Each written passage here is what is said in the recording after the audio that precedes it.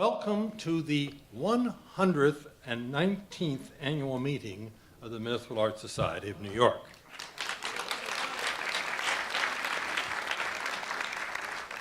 I think for tonight, maybe Municipal Art Society of New York should be hyphenated because we're in this wonderful building.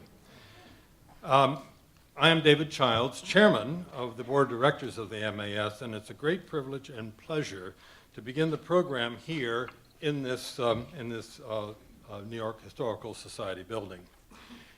MAS has many thanks tonight for the Society for hosting us in their great building and this beautiful auditorium. I am proud that I myself served on the Board of Trustees of this extraordinary institution, though that was some 20 years ago now. Congratulations to the New York Historical Society for all that you have accomplished, particularly under your watch, Louise. Congratulations.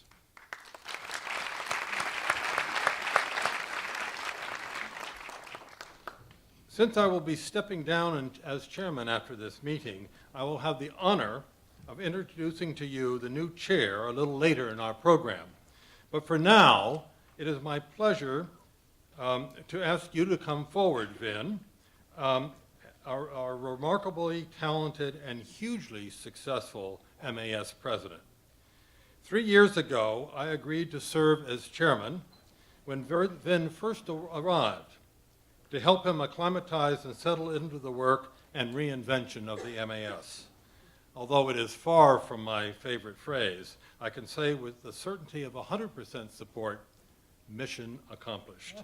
Vin.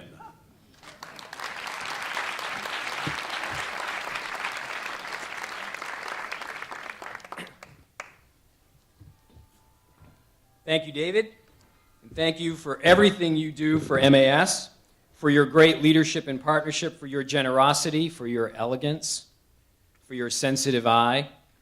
Whether it's building a more moving and striking and livable New York, or whether it's sensitively guiding an organization into the future, what a total honor it has been to work with you these past 3 years, David. Thank you.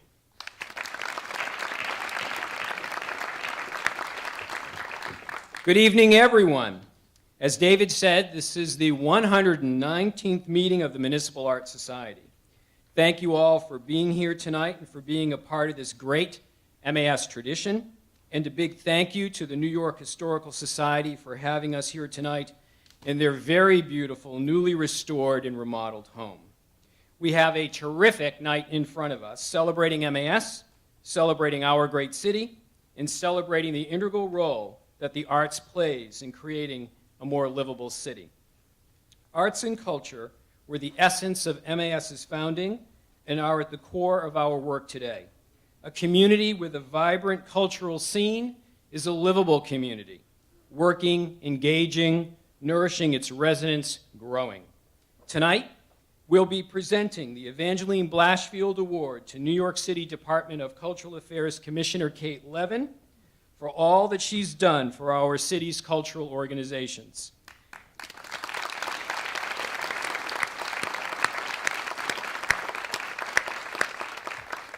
This current administration has been the best administration, period, for arts and culture in our city's history. And that's not just a subjective observation. Under Mayor Bloomberg, Deputy Mayor Patty Harris, who we're honored to have here with us tonight, and Commissioner Levin, our city has funded more cultural organizations in more parts of the city than any other administration. We'll also be hearing from Dr. Louise Mirror of the New York Historical Society, who will introduce a very special video, after which I will run through a presentation of the robust year of work just completed at MAS and take a look at what's underway for this year. We'll then present the Brendan Gill Prize to John Morse for his wonderfully imaginative curbside haiku.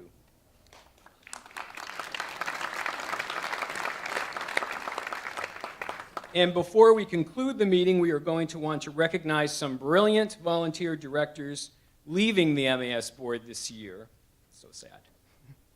And as is tradition, elect our new class of directors.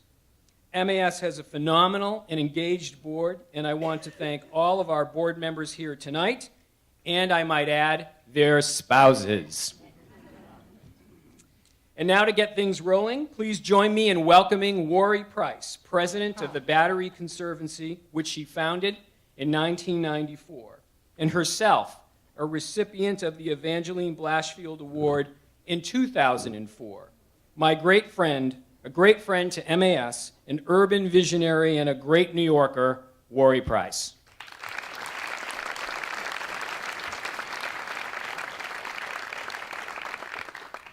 Thank you, Vin, for that most generous introduction. I can't begin without recognizing one of the most respected and responsible women in city government in our entire nation, than First Deputy Mayor of the City of New York, Patty Harris. She was the first recipient of the Evangeline Blashfield Award. My task tonight is to introduce the award and its presenter, Susan Friedman. I framed my introduction on the premise that extraordinary mothers have extraordinary daughters. Charlotte Beebe Wilbur, mother of Evangeline Wilbur Blashfield. Doris Channon Friedman, mother of Susan Friedman. And Phyllis Lee Levin, mother of Kate Levin. Charlotte Wilbur was a suffragist, an associate of Susan B. Anthony and Elizabeth Cady Stanton, founder of the Association for the Advancement of Women, formed in 1873. Evangeline was her first child. It's been written that more than any other person, Evangeline Blashfield was responsible for creating the Municipal Art Society. 25 years from its founding, in 1 year before women received the right to vote, Mrs. Blashfield was finally elected to the Society's Board of Directors and the first woman member. Doris Chapman Friedman, a pioneer in the field of public art, was New York City's first director of cultural affairs and was elected president of the Municipal Art Society. Charlotte and Evangeline would have been quite pleased. Her daughter Susie is known as a fearless public art crusader, an internationally recognized leader in the field of contemporary art, president of the Public Art Fund, and vice chair of the Municipal Art Society. She brings art to New York City's millions of citizens and visitors that walk our streets and our parkland. As Evangeline said, the strongest appeal that can be made for municipal art is that it is a municipal educator. Phyllis Lee Levin, who's here with us tonight, is my mentor and a dear and caring friend. She's a reporter, an editor, a columnist for the New York Times. She's the biographer of strong and powerful women, Abigail Adams, Edith Wilson. She is the mother of Kate Levin. Extraordinary mothers with extraordinary daughters. Lives producing change. Lives advancing freedom and self-determination. Lives infused with wisdom put to action. Emerson may have said it best. The reward of a thing well done is to have it done. It's my pleasure to welcome Susan Friedman, who will present the 2012 Evangeline Blashfield Award to Kate Levin.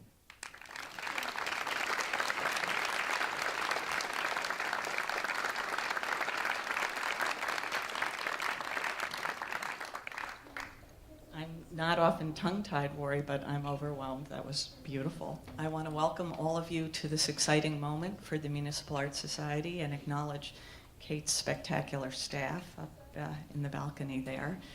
When the Municipal Art Society created the Evangeline Blashfield Award, we wanted it to make reference to the fountain that Evangeline helped create. That fountain now stands at Bridge Market on Manhattan's East Side. MAS restored the fountain through our Adopt a Monument program almost a decade ago. In our restoration, only a third of the original glass pieces in the fountain's mosaic could be saved. The rest were irreparably damaged.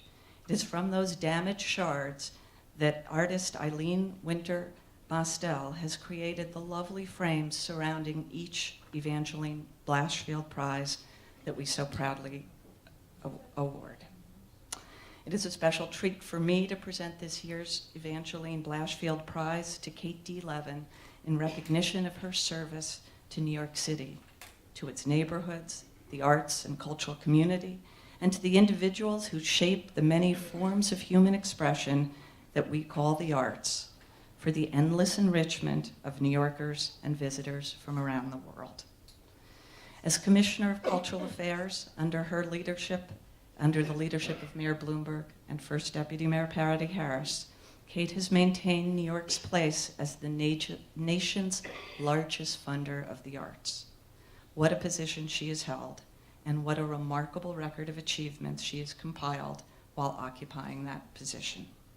Like Evangeline Blashfield, her circle, the same visionary circle of New Yorkers who founded the Municipal Arts Society, Kate achieved success by acting out of a thorough understanding of the critical impact that the arts have on our identity as a world-class city, our identity as human beings, and on the quality of life and on our economy.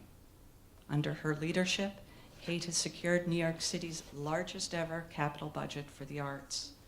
She reformed the city's Cultural Development Fund grant-making process, dramatically expanding access to funding for the city's cultural community.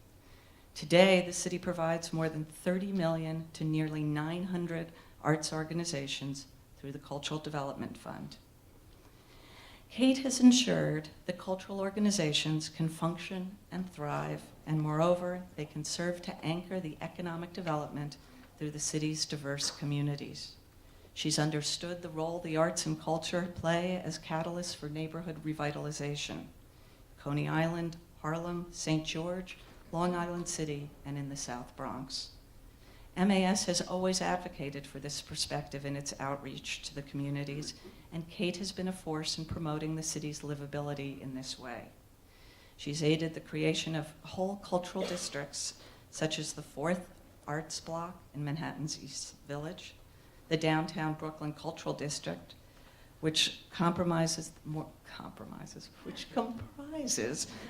than 40 cultural organizations. Kate has also seen to it that a primary need of artists is being addressed through the development of affordable, permanent studio and rehearsal space. Creativity needs that modicum of stability. It requires places in which to germinate, grow, and blossom.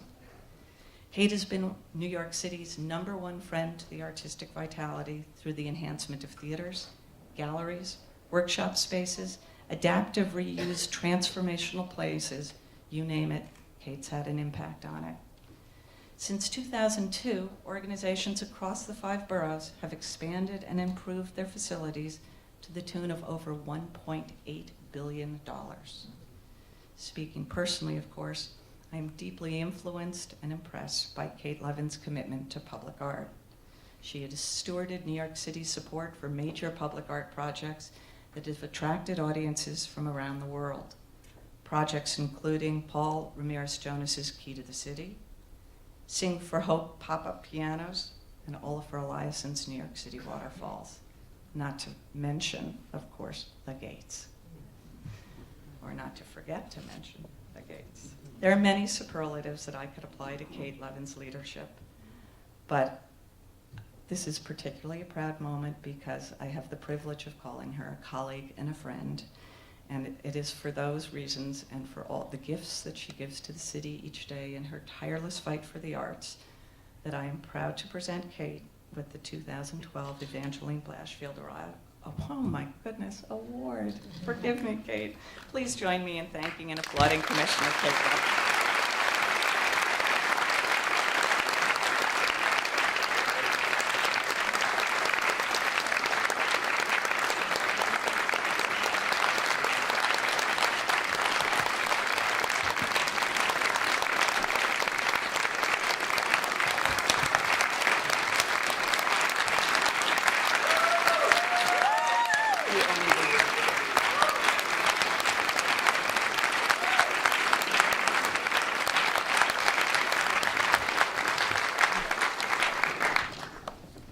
Thank you, Susie, so much and for so many things.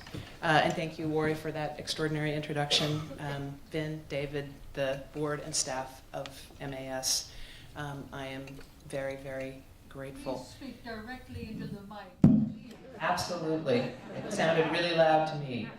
That's better. Evangeline Blashford was, by all accounts, a deeply thoughtful, effective, and creative person, so it is a particular honor to be recognized in her name. And in learning a bit about her work, I was struck by 3 themes: inspiration, collaboration, and motivation. And because I found her example so deeply instructive, I just wanted to share a few highlights. First of all, her family, her inspiration was extraordinarily inspiring. In addition to her remarkable mother, her father was apparently Boss Tweed's favorite printer of government documents. And apparently, or perhaps driven by a pang of conscience, he suddenly uprooted his family, took them to Paris, became a noted Egyptologist, and gave his collection to the Brooklyn Museum, which, as far as I can tell, sets an early and impressive example of cultural patronage as a form of penance.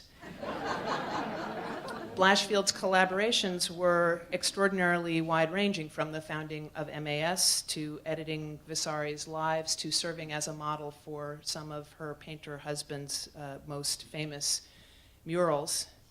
And her overarching motive in her many pursuits was her dedication to civic improvement. According to Blashfield's husband, she was on a tireless quest to introduce the, quote, beauty of European cities, close quote, as a corrective to, quote, our American lack of civic ordering. Lack of civic ordering is my new favorite phrase, and not just because the acronym is LOCO, which is so much better than snafu or the sometimes unprintable things that we resort to around the office. In accepting this honor, I want to briefly acknowledge my own sources of inspiration, collaboration, and motivation. First, of course, is my family, and in particular, my extraordinary mother. Thank you all for being here.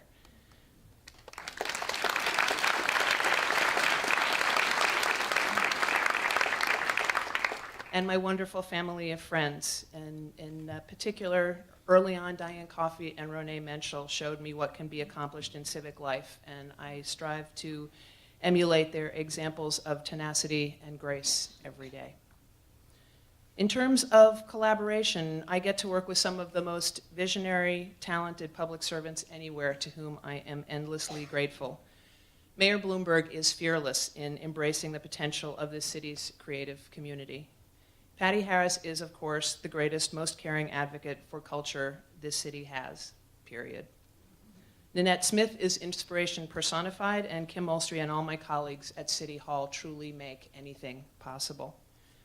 My podmates at the Department of Cultural Affairs, led by Margaret Morton, are literally awesome in their professionalism, passion, and compassion, and this recognition is absolutely and equally theirs. And as for motivation, frankly, it's exemplified by John Morse. I've known John Dog for about 25 years. We met at the opening of Socrates Sculpture Park, and it's pretty much a dead heat as to which I love and admire more, the man or the art. Both have so much joy and intelligence and wit and depth of spirit. And I'm lucky enough to actually work under one of his collages, which he loaned me when I started this job, and I have 670 days to go, and good luck trying to get it back. John's ability to see and render the world is utterly unique. It is also totally emblematic of what I believe is so precious and absolutely essential in our city's past, present, and future. It is so easy to feel threatened by difference, by thoughts and feelings and perspectives that seem unfamiliar. And culture, of course, works in the maelstrom of that difference. Too often, artists and arts organizations are told no, because accepting that different vision that they offer seems overwhelming. Being able to embrace what our creative community seeks to contribute, to work on behalf of saying yes, is a profound privilege. It is one I try and deserve every day. Thank you so much.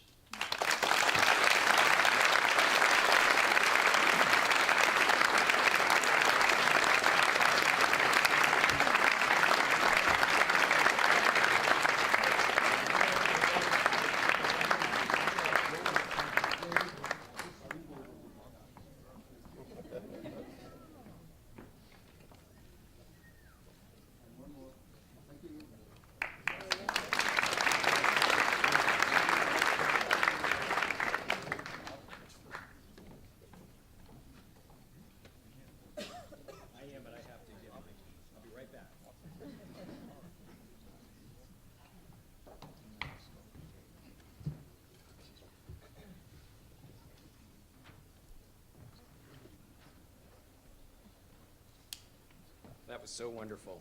Congratulations, Kate. Thank you for your commitment, your vision, and for your tremendous dedication to the arts in our city. And thank you to Wari and Susan for all that you said tonight. It was so beautiful. I would now like to introduce Dr. Louise Mirrer, President and CEO of the New York Historical Society since June of 2004. As the steward behind the New York Historical Society's recent campaign for this stunning renovation, Louise helped raise more than $100 million, transforming this landmark institution. Prior to joining New York Historical Society, Louise was CUNY Executive Vice Chancellor for Academic Affairs. Please join me in welcoming our host, Louise Mirrer.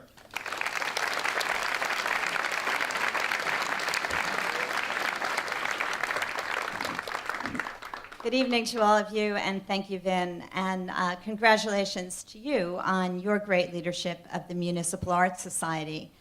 It's really my tremendous pleasure to welcome you and your members and your supporters to our society this evening, and to have the absolute thrill of witnessing Kate Levin receive the prestigious Evangeline Blashfield Award.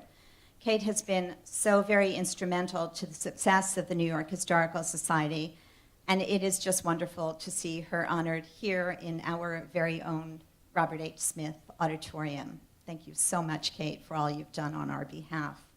Our congratulations as well to John Morse, who will receive the Brendan Gill Prize later on in tonight's program. It seems to me not so very long ago that some of you and I discussed the future of this beautiful landmark building on Central Park West, and with a wise and tolerant eye to the glorious development of our beloved city's first museum, you gave us some precious encouragement. I very much hope this evening that you'll feel enormously proud of all that you helped us to achieve.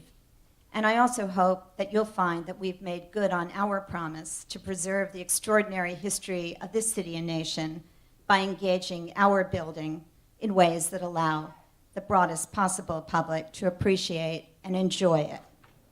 The next item on your agenda tonight speaks above all to this promise, a multimedia film experience that can only be seen in this auditorium, and you'll know why in a few seconds. The film is called New York Story. It's narrated by Liev Schreiber, a great New Yorker, and we are very proud indeed to screen it for you this evening. One word of warning before the lights go dimmer and the music comes on, and that is it's very sensitive. We don't usually have people sitting in the first row, so don't jump around or the film is going to stop. With that, welcome again. Thank you for being here, and thanks for all your support and encouragement. Thank you, Louise.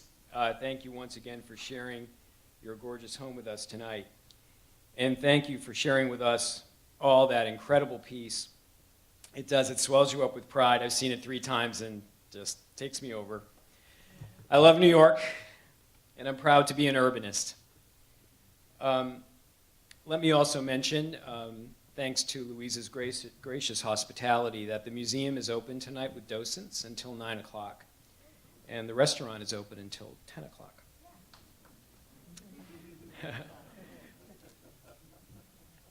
Okay, you're going to have to show me some love through this presentation.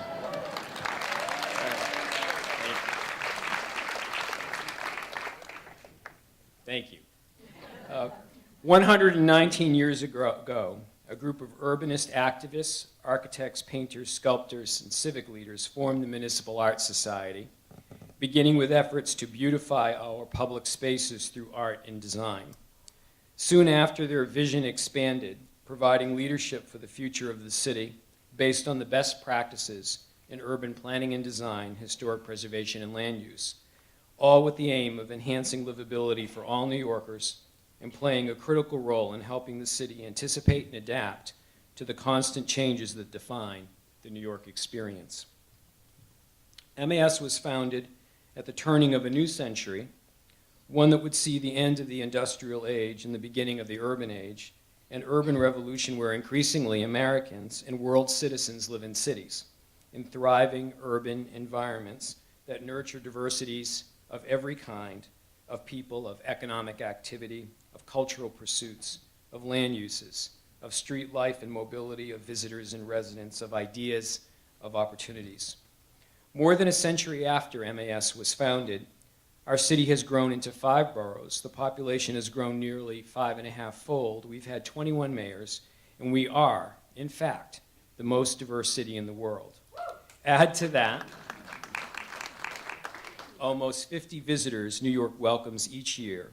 We are the dynamic, ever-changing global city. 50 million. Did I say million? 50 million visitors? 50 million visitors. Thank you.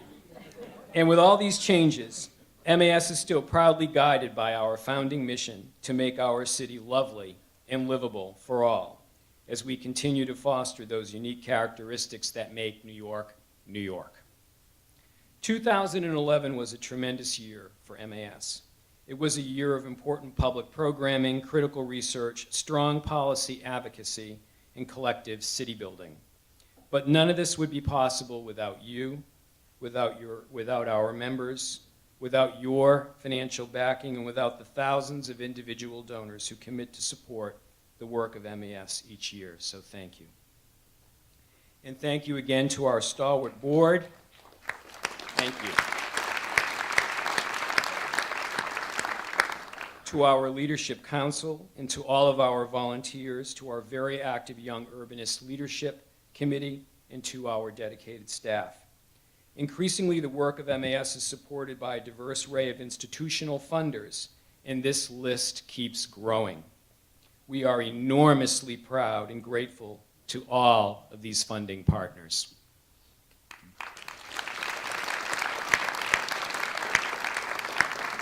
Thank you all for all that you do to help advance the mission, the vision of a livable and resilient city. As Jane Jacobs once said, and did you see that little snippet of Jane in the video making us proud, holding up the Save Penn Station sign?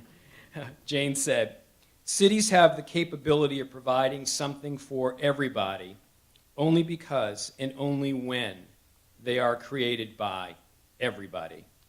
I certainly believe that's true. Do you? Yes. Yes, we do.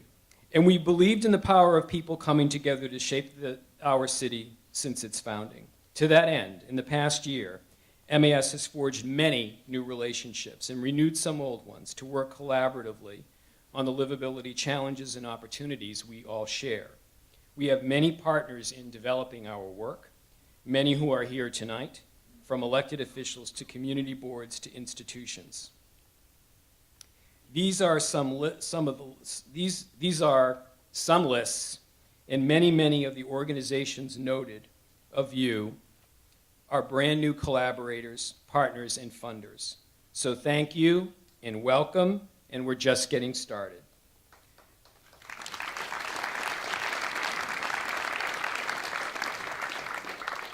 Together with the support of our donors and funders and partners and our members, MAS is connecting a diverse network of urbanists, of people committed to the future of New York, of people who are champions of our city.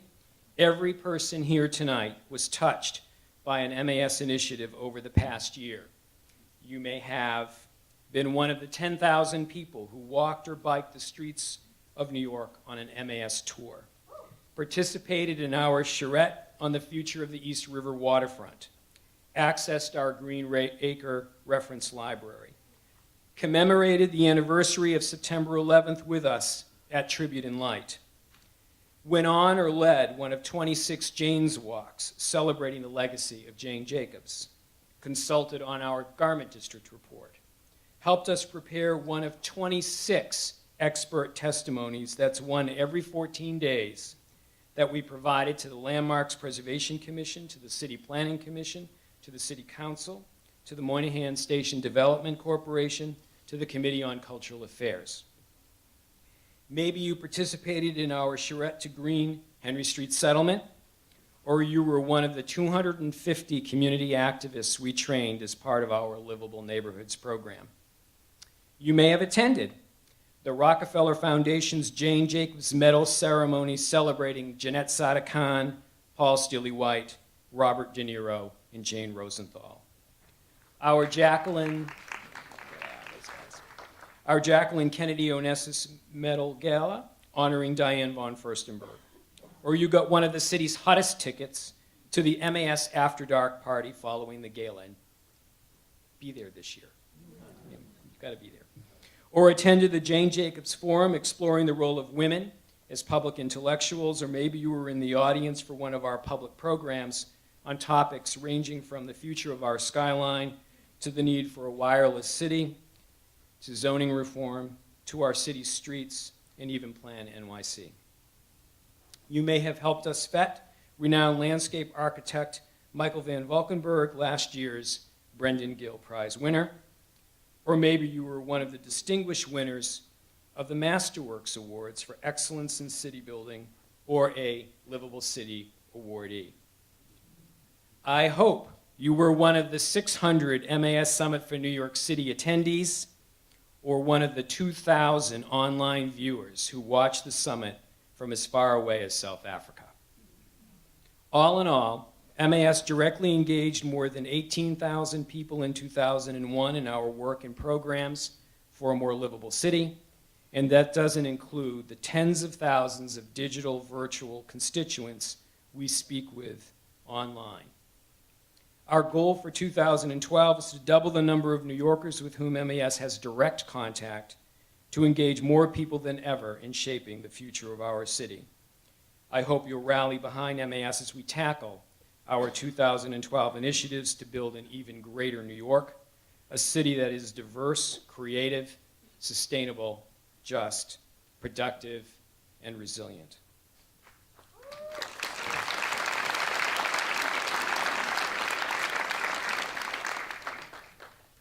I want to give you a quick summary, a hit list of what you can expect from MAS this year. Our work priorities are informed by the annual MAS Summit for New York City and the annual MAS Survey on Livability, conducted by the Marist Institute for Public Opinion Research on our behalf. Heading into its third year, the summit is where the city's thought leaders join with others from across the globe to discuss the most pressing issues related to city building, and together look for creative solutions and begin many of the important conversations that inform the continuing work of MAS throughout the year. And please mark your calendars for this year's summit, October 18th and 19th at Jazz at Lincoln Center. As many of you know, at MAS we have 4 strategic program areas that form our integrated approach to city building. They are planning, design, and infrastructure, preservation and sustainability, arts and culture development, and community engagement. These focuses are connected and fluid in our work, just as they must be in a truly livable city. So here's a look at the work MAS is undertaking this year based on these 4 program areas. In planning, design, and infrastructure, we're continuing to advocate for the importance of economic ecosystems like the Garment District, and working with partners to test policy options to strengthen the city's vital, creative, and more informal districts, which are hugely important engines to the city's overall growth and health. We're once again working with Professor Gerald Caden at Harvard University on the potential of privately owned public spaces, more commonly known as POPs. POPs are unique to New York development and received a fair amount of attention with the Occupy events this fall, of course, reminding us that we need to re-examine the challenges and opportunities that these spaces present to our civic life. Cities across the U.S., including our neighbors in Philadelphia and Washington, D.C., are in the process of revising their outdated zoning codes. MAS was instrumental in advocating for the 1916 zoning resolution, the nation's first zoning code. And we're once again working with our colleagues from cities' planning and urban design organizations, as well as other stakeholders, to take a hard look at the limitations of our present zoning resolution, to develop a framework that further encourages healthy, vibrant cities and expresses the policy goals of a new century. We're engaged in the potential expansion of the NYU campus in Greenwich Village and institutional expansion across our city, and the ways in which these large developments impact the region. Thinking about the region as a whole, Maintaining existing infrastructure and building new infrastructure continues to be one of New York City's greatest challenges. MAS has been advocating for the creation of a restored gateway into New York adjacent to Penn Station in the former Farley Post Office building for many years. We at MAS continue to catalyze a discussion on the future of Moynihan and Penn Station and expect some exciting developments on this in the coming months.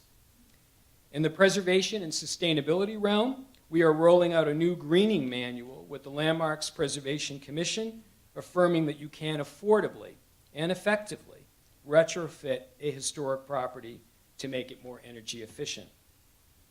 Our work on the Henry Street settlement is ongoing as we use this greening demonstration project to encourage property owners to make their older buildings more sustainable. And MAS is continuing our work with NYC DOT, hosting a charrette to explore potential locations for its pilot bike share program, which will be following in the path of great cities like London, Paris, and Chicago in bringing more bicycles to our city's streets.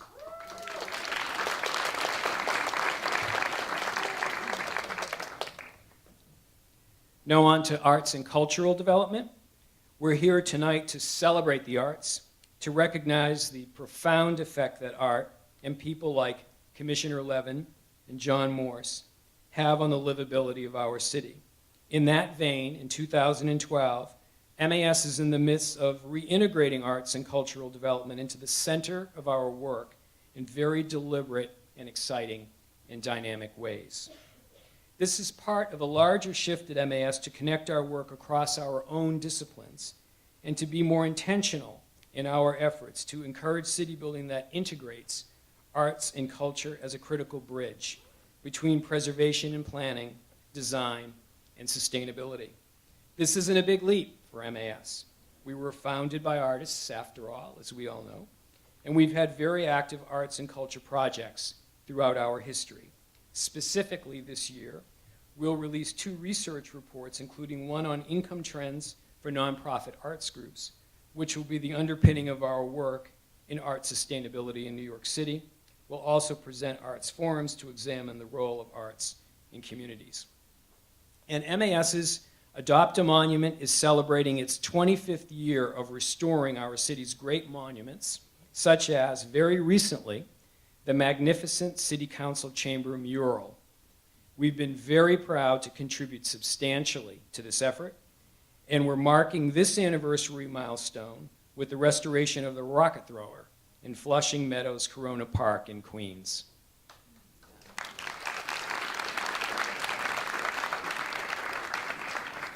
We're also developing a strategy to promote the importance of branch libraries to the economic and social resilience of neighborhoods, looking at how these public facilities can be strengthened and resourced to better support community needs. And we are, let's hear it for the libraries. Yeah. And we are devoted to the illumination of Tribute and Light, that remarkable twin beam commemoration of September 11th that MAS co-founded with Creative Time. For 9 years, Tribute was supported by the Lower Manhattan Development Corporation, but that funding has sadly come to an end, so it's up to us now to secure the significant resources to keep this remarkable landmark shining. And lastly, but always a priority, community engagement, which is another strategic program that threads through all the work of MAS. One of MAS's most successful programs is our Livable Neighborhoods training, which we offer to community leaders twice a year to help them navigate the city's development framework. And this year, we'll be putting our revised community training toolkit online to reach even more communities with this valuable resource. We've also initiated a multi-year engagement with Brownsville, Brooklyn, which has the highest concentration of public housing anywhere in the country. For those of you here at this meeting last year, you will recall Roseanne Haggerty talking about her work to solve the homelessness problem around Times Square. Since then, we have been working closely with Roseanne and her colleagues at Community Solutions and the Brownsville Partnership to explore how public housing and the neighborhoods that surround it can be revitalized in ways that retain the existing buildings, provide more economic opportunities for residents, strengthen cultural activities, and introduce the best in urban planning and design practices. This is a tall order, we know it, but it is a critical conversation which we must be a part of. And Roseanne and some of her colleagues from the Brownsville Partnership are here with us tonight.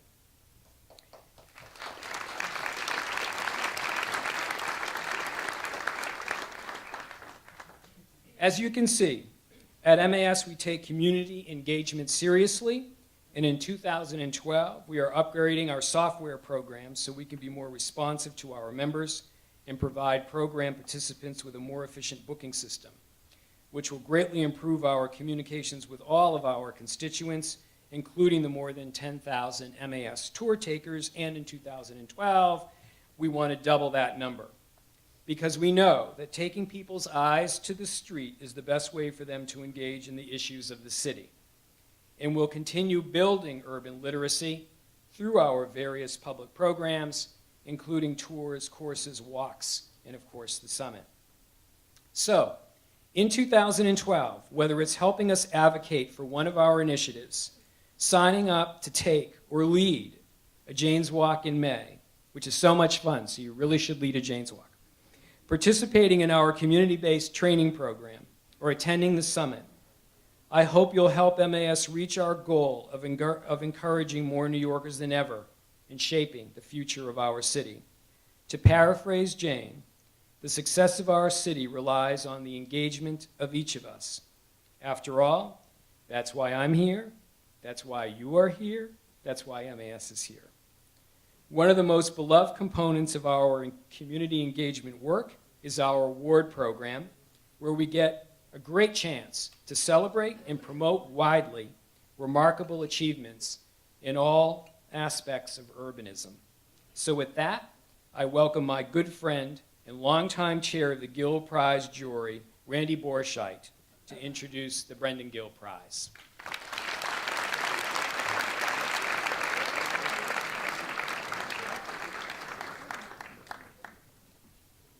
Thank you very much, Vin.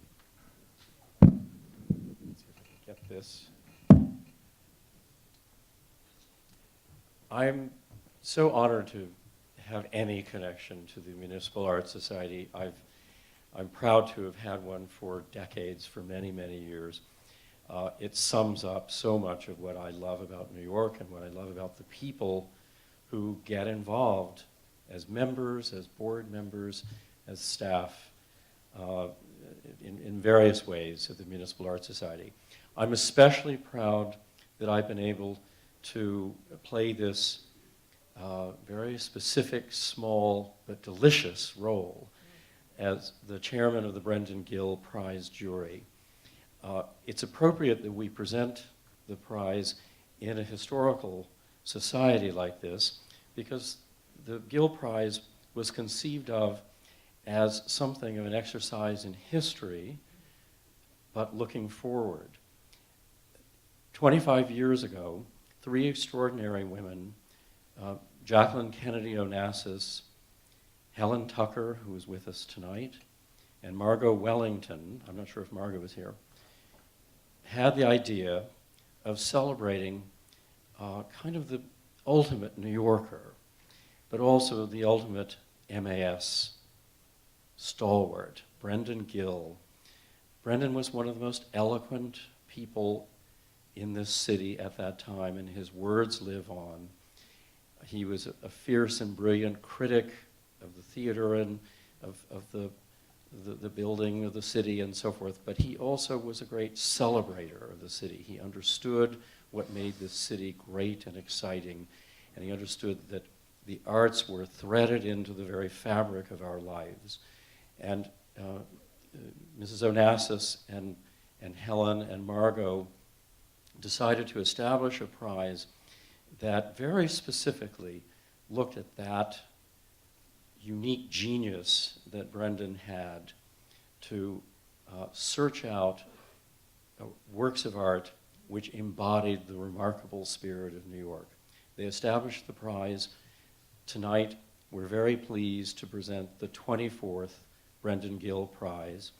And I want to thank my fellow jurors. First, Helen Tucker, the founder of the prize, Gail Gregg, John Hayworth, Kinshasha Conwill, Paul Gunther, who was also instrumental in establishing the prize, Suketu Mehta, and Tom Finkelpearl. And I especially want to invite Tom to join me here. Tom knows a thing or two about public art, having run the city's Percent for Art program at the Department of Cultural Affairs from 1990 to 1996, I think. In the meanwhile, he's done an absolutely brilliant job of directing the Queens Museum of Art. And so I'm very pleased to present Tom Finkelpearl.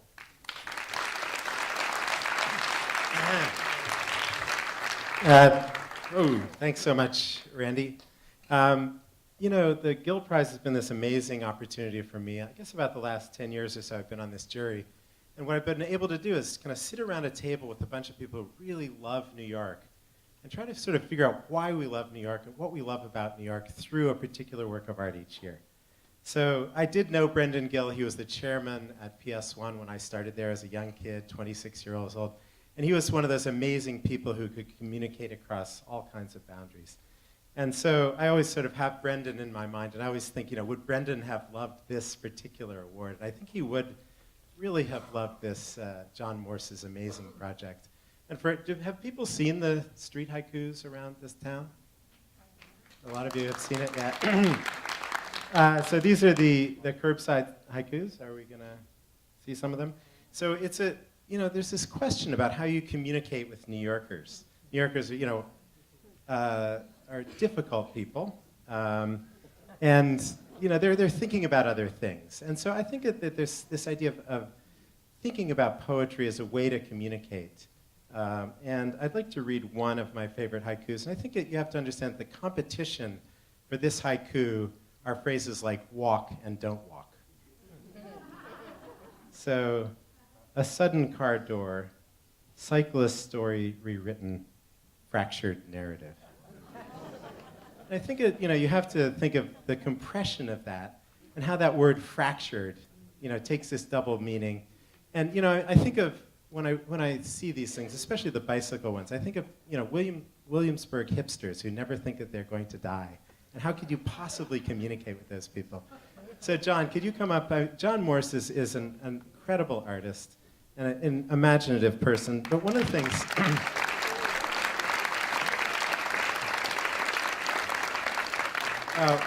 one of the other things I want to just say about this is, you know, I love New York. I really love New York. But one of the things we're not that good at is looking at other cities and see what they've done well. And in fact, this was done in another city in Atlanta. And I want to give, you know, some credit to the other cities for having, you know, looked first to him. So, and also a shout out just to DOT. I worked in city government for 6 years at Cultural Affairs, as Randy mentioned. And I know how hard it is to continue to be imaginative. Kate's done that incredibly well at Cultural Affairs. I know her staff is here. And you know, I really tried to do that. So DOT, you know, keep being imaginative, keep reimagining the streets of New York City, and keep hiring people like John Morse to let that happen. Thank you.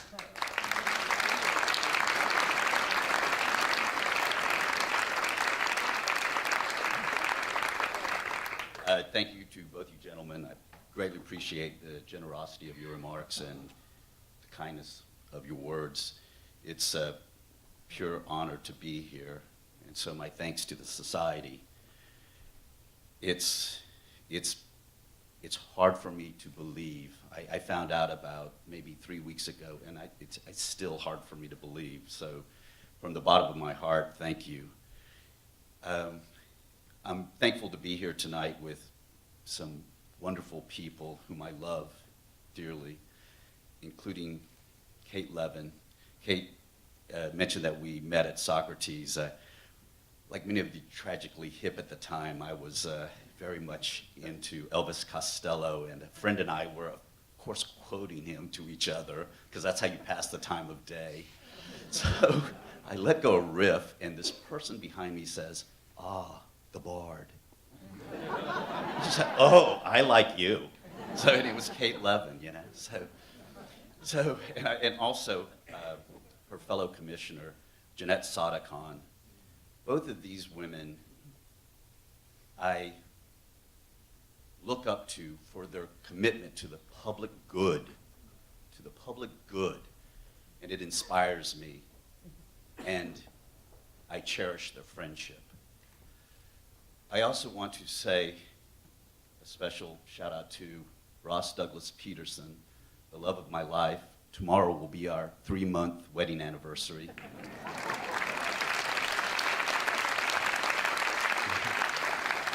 We got married down at the county clerk's office, and we're walking back to our little apartment in the East Village. And if people even hinted at giving us eye contact, I was saying, like, we just got married. Which is kind of like, you know, the urban version of, like, tin cans behind the car. Russ and I also have a little house in Atlanta, and there's a viaduct there under one of the many freeways, and it's a long viaduct that's curved, and because of its shape and length, it's extremely dark inside the viaduct, even in the middle of the day. And the roof of the viaduct is actually 2 roofs. It's a northbound freeway and a southbound freeway, and it's split by just this very small space, maybe 1 foot. And sunlight comes in through that space, and kind of like an opposite sundial, it casts this lengthy, thin beam through the tunnel. So when I first saw it, I thought, you know, if I installed a very long prism up there in that space, it would cast the color spectrum here inside the space, you know. And so I started going to it, and I draw it and photograph it, and because it's, you know, dark and relatively sheltered, homeless people gather there. So I said to this gentleman, so does this sunbeam come through here year-round? And he said, I don't know. I've only been in this situation a couple of weeks. And at that minute, I realized I had been looking at homelessness like a place, but it's the exact opposite of a place. And until this man told me that fact, I didn't see it. So I'm thankful to the people who've helped me realize very important things. And my goal with my art is I also want people to see things. You know, you've gone to a corner, you've seen Walk, Don't Walk 1,000,000 times, maybe literally 1,000,000 times. So how do you see something that you've seen countless times, like you've never seen it before? You know, this is what art allows us to do. You know, Proust talked about new things that he would see on his travels, not because he went to new places, but because he had new eyes. And that's what I want to have, is I want to have new eyes. I want to see things and then perhaps share that. You know, when New York State law changed so that Ross and I could get married, it wasn't because they gave us the right to get married. They recognized our right to get married. And that's what we're doing. We see things, we can recognize them. That prism, it doesn't bring the color spectrum to that space, because the color spectrum's there. It's in that white light. But what the prism can do, and what we can do, all of us, is illuminate and share it with the world. Thank you very much.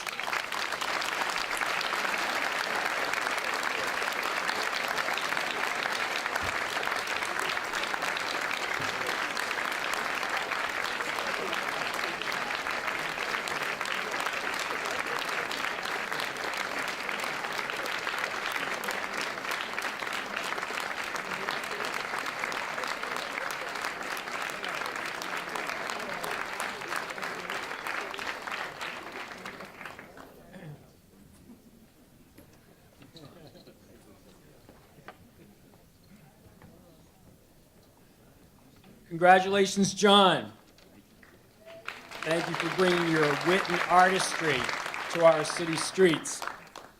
I'm now delighted to introduce Michael Gill, eloquent son of a very eloquent father, a writer himself, author of, most recently, How Starbucks Saved My Life, and a great friend of MAS. Michael.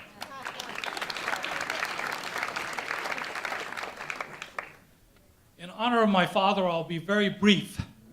he always advised anyone, shorter the better. So I hope to be within 2 minutes of this. But I do want to say that my father so loved the Municipal Art Society, and he loved everyone in it with a passion because he loved this great city. He felt it was the greatest city in the world. And the reason he felt it was the greatest city in the world was because he felt it was the most creative city in the world. And the reason he felt it was the most creative city in the world was because of its public spaces that he found so inspiring. When he first came here as a young man, to the last day he lived, he was inspired. If you ever walked with my father, I should say if you half ran, because like most New Yorkers, he always said, "We move fast." But he would put his point up and salute the different buildings he saw, the different sites he was sharing his inspiration with.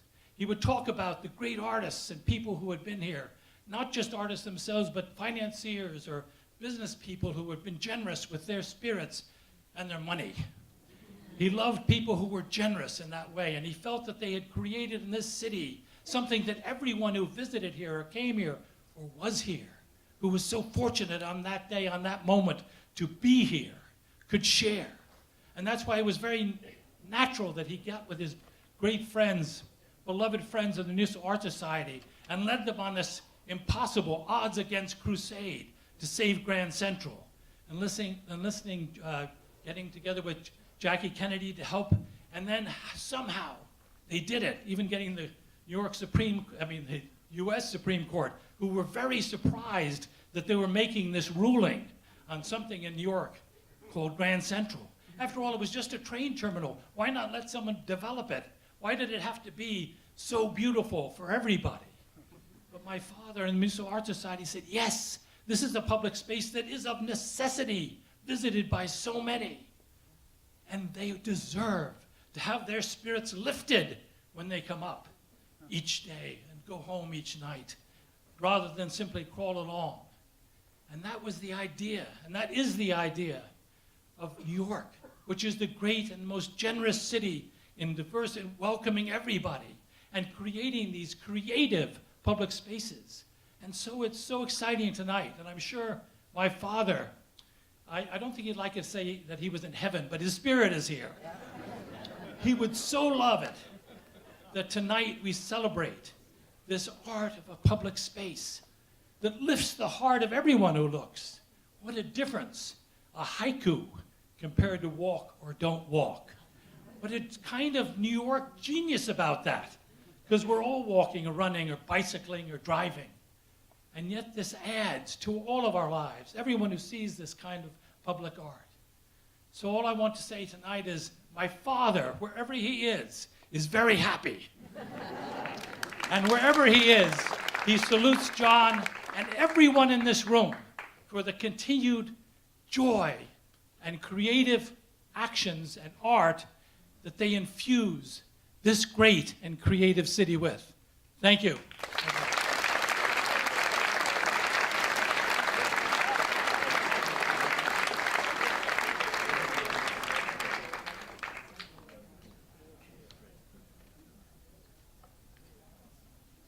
Okay, it is now time to turn to some official MAS business with the help of several of our board members. But first, it is a relatively new MAS policy for the Board of Directors to adhere to term limits.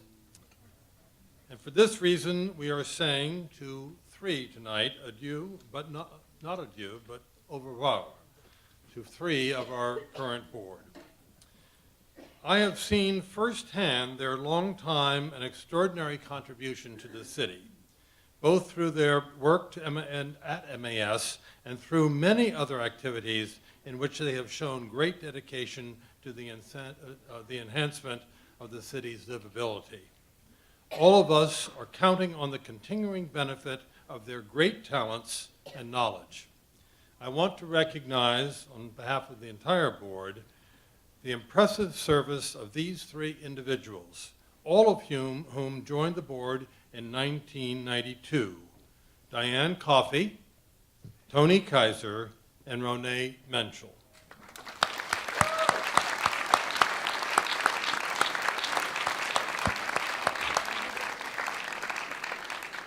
To express to them our appreciation of their commitment to MAS, we are presenting them with a limited edition print of Robert Vizzini's photograph of Tribute in Light. He is an acclaimed New York photographer, and he created this image exclusively for MAS. So, if you would come up here, Diane and Tony, let us express our thanks to them for all that they have done for MAS and the city. Come here, and I'm not going to send this to you. Just you, and then come on up. Then part of this. Can you hold one of those and talk to the whole thing then?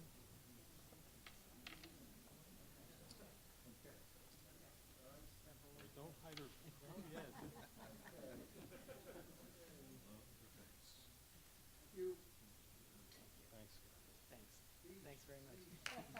Very short speech. Michael Gill was right. The shorter, the better. And as I get older, it's even better to be shorter. Thank you so much, everyone. Thank you to the board, to Vin, to David. I have loved being on this board. I have loved the tug and the pull.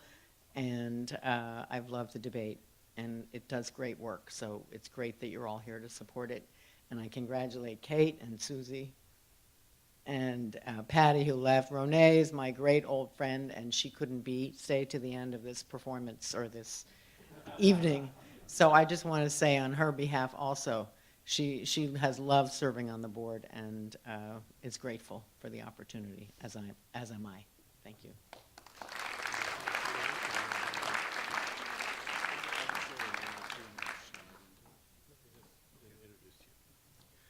I'd like to invite Tony as the MAS secretary, which he still is for a few moments, to come to the podium so we can now tend to some official business. So, Tony. Thank you, David. And I want to say also how much I've appreciated I thought it was 25 years. It turns out only to be 20 years. And it's been a wonderful experience for me, and it is true of the organization that when you become involved with it, they get you to do all kinds of things that you never expected to do, and you get very involved, and you feel like you can't get out unless they term you out, which has finally now happened. So, strangely, I appreciate this new policy, though I will say that I will greatly miss the organization because I've made many friends over the years and have enjoyed almost everything I've done within the organization. Anyway, I will turn to some business, and it's typical of MAS that even as they require you to leave, they still ask you to do things. So this would be my final act of performing some business, which I will now do.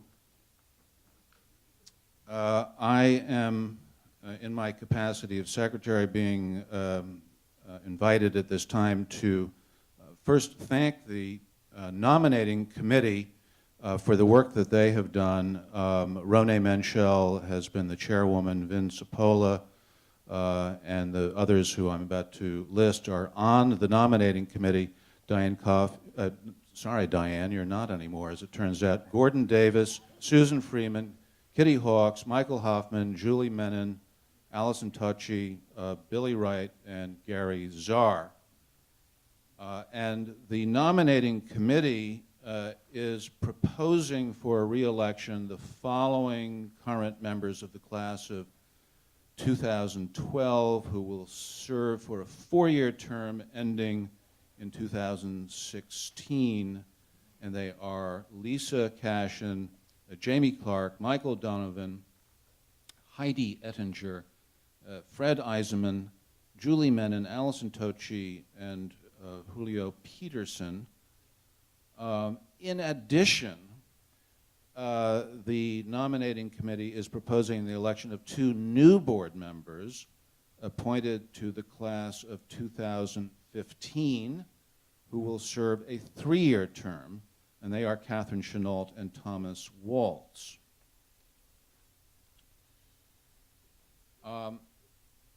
I'm now asking actually all of the board members, the ones I've just mentioned for new terms, but all the ones who are here, to please actually stand for a moment to be recognized here. So could you all stand, please?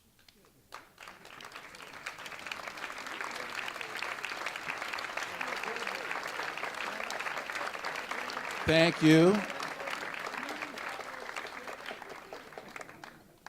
Thank you all.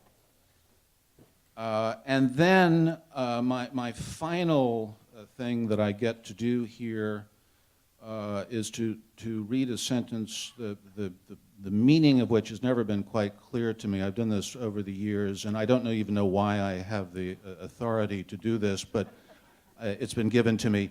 I say to you now, with this, in accordance with the bylaws of the Municipal Arts Society of New York, I cast the vote of the membership in favor of the slate.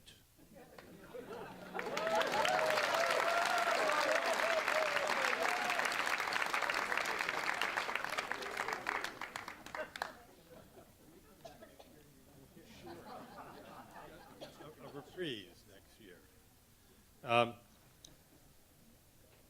Thank you, Tony.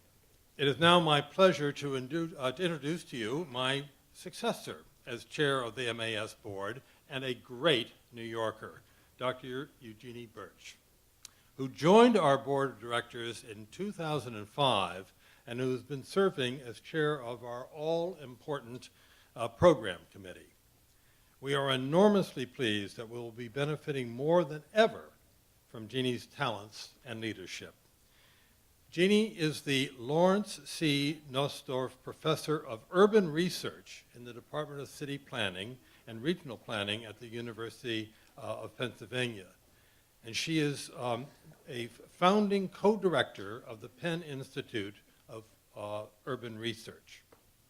From 1990 to 1995, she was a member of the New York City Planning Commission, where she was involved in a variety of projects, including Riverside South and the creation of the comprehensive waterfront plan. Among many other accomplishments, Jeannie was a partner in the creation of a strategic program for the reconstruction of Lower Manhattan following September 11th. She has also published widely in the fields of her expertise: land use planning, housing and community development, citizen participation, and urban sustainability. Please join me in welcoming and congratulating Jeannie Burch.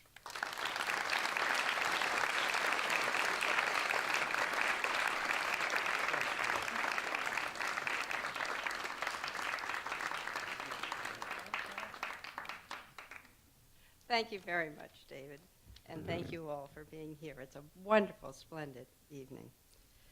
The past 3 years under the leadership of David Child have been a model of quiet, effective, and brilliant leadership. I think you saw that tonight with all the exciting things that Vin Cipolla showed you that the Municipal Arts Society is doing. I think you are evidencing that by your being here tonight.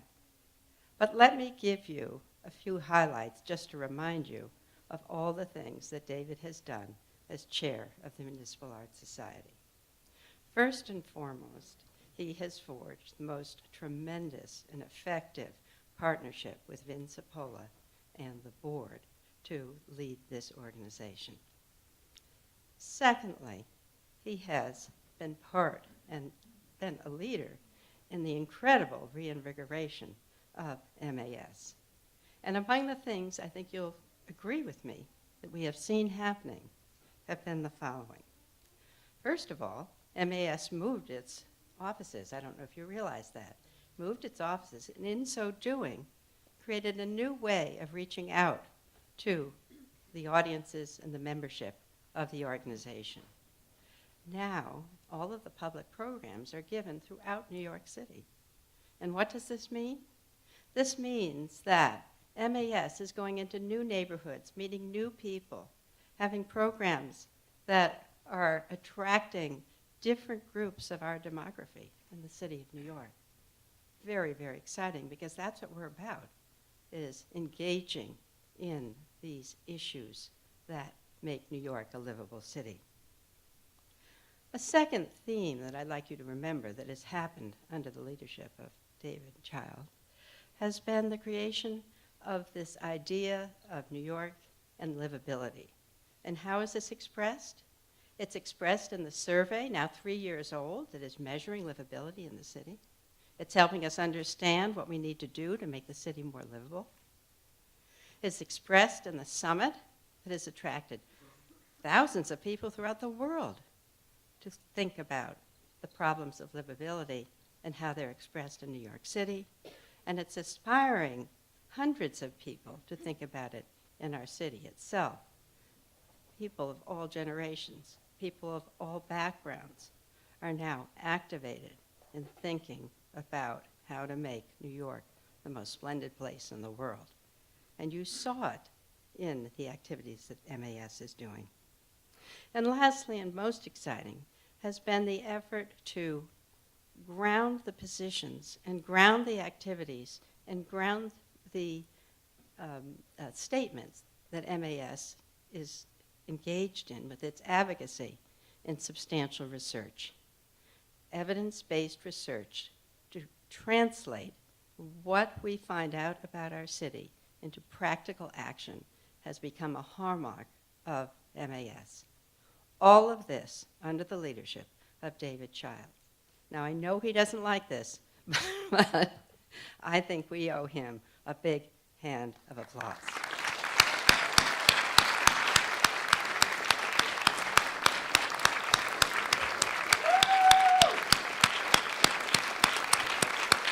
He's shaking his finger. He's furious at us. He's the most modest man in the world, but we love you, David, and thank you so much.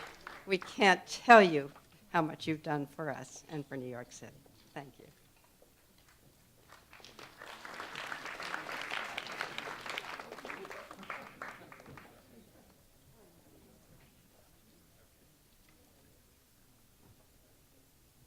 We love you, David. Is this working? Yes. Thank you, guys. I'm moving over here. Thank you, David. Thank you, Jeannie. We're so excited about your leadership. And all the directors of MAS, thank you. And a special thanks to Diane Coffey. Oh, we're going to miss you. And Tony Kaiser. But you're not going anywhere, right? We know where you live. You're back. Renee Menschel. I want to thank all the board for their amazing service and leadership and all they've done. And a huge, huge thank you to Wari Price, Susan Friedman, Michael, Randy, and Tom. Thank you, Louise, again for having us, and congratulations to Commissioner Kate Levin, and congratulations to John Morse. It has been a great night, and I have 5 quick items, exciting items, but I'm going to be really fast, so no worries. Okay, on April 19th, we're holding our annual benefit gala that raises significant support for our work. This year, we are privileged to be awarding the Jacqueline Kennedy Onassis Medal to Pete Peterson and Joan Gans Cooney, and we are so proud to have President Bill Clinton, Dr. Henry Kissinger, and Caroline Kennedy as our very special chairs for the event. It will be a great night honoring wonderful people, and to book your table or ticket tonight, see Christine Krish. Where are you, Christine? Right there. As I mentioned earlier, we've set a goal to double our membership this year, so please help us achieve that goal, strengthening not only our financial capacity, but also our advocacy. If you can help us reach out to new neighbors, and also, if you're not a member, you can become one tonight. Please see our community engagement staff, Jessica Halem and Dave Rivera. Stand up, you guys. Okay. They're there, right there. We are enjoying the enthusiasm of a whole new group of younger New Yorkers, the MAS Urbanists, who are invigorating MAS with their passion and commitment to the city. They are the hosts of the After Dark Party, the must-do party in New York this year. Following the gala, last year we had 550 of the best-looking people in the world in the library. They came in at about 9:30. as the benefit was closing. We raised the roof off that library last year. It was so exciting. It's going to be tremendous this year. They are building a membership of colleagues to develop cutting-edge programs for MAS. If you're interested in becoming a young urbanist, I do not qualify. Then please see Paul Kelterborn or Elena Farkas, our YUs on hand, over there. Are you under 40? They're your people. We were fortunate this year to receive a very generous challenge grant from the Robert W. Wilson Charitable Foundation, which essentially doubles gifts over a certain amount. This is a remarkable opportunity and has set a new bar for fundraising and individual membership. So for more information about the Wilson Challenge, please see Mary Rowe. Up there, Mary. Thank you, Mary. I mentioned Tribute in Light earlier. This glorious and important tribute to the victims of 9/11 is imperiled and needs your financial support. If you can help us raise the needed resources to keep Tribute shining, please see Ann Coates. Ann, where are you? Thank you, Ann. And finally, may I ask the entire MAS staff to stand. Please join me in acknowledging their tremendous efforts.